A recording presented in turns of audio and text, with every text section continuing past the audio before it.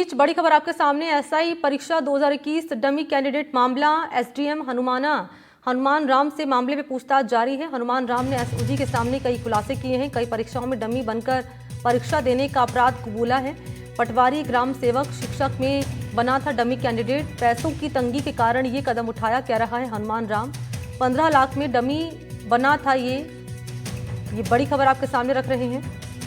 Jaipur SDM Hanuman Ram के dummy candidate मामले में पूछताछ लगातार चल रही है और अपडेट ये है कि सब इंस्पेक्टर भर्ती 2021 में डमी कैंडिडेट बनने वाले हनुमान राम ने एसओजी के सामने खुलासे किए हैं।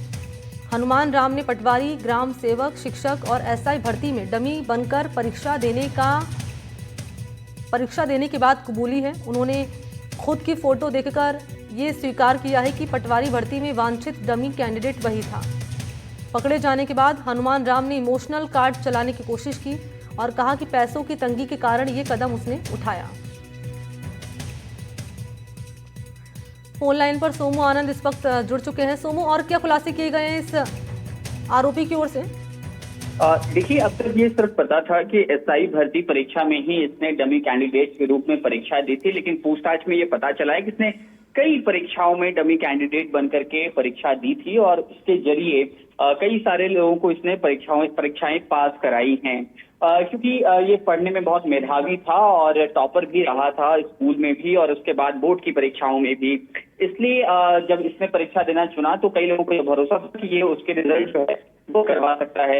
इसके एवज में इसने मोटी रकम वसूली। हालांकि पहले इसने ये कोशिश की कि ये बता पाए कि इसने पैसों की कमी के कारण ये फैसला किया, लेकिन अब एसओजी ने साफ तौर पर ये पता किया है और पूछताछ में ये साफ हुआ है कि एक तरह से देखें तो इसने अपनी ये आदत बना ली थी, इसे पैसों की लत लग चुकी थी और कई सारे कोचिंग माफिया जो है उनके संपर्क में भी ये आ गया था और वो अपने कोचिंग का रिजल्ट बेहतर बनाने के लिए हनुमान राम से संपर्क करते थे और वहां से भी ये कोशिश की जाती थी कि इसे डमी कैंडिडेट के रूप में उपयोग में लाया जा सके। ठीक है, शुक्रिया आपका सोमू आनंद तमाम जानकारी के लिए।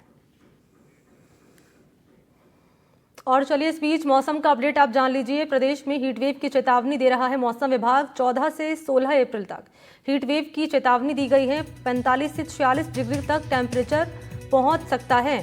पश्चिमी राजस्थान के कई इलाकों में लू का अलर्ट भी जारी किया गया है। जोधपुर, बीकानेर और शेखावाटी में लू की चेतावनी जारी की गई है। पिछले कुछ दिनों से लगातार मौसम बदल रहा है।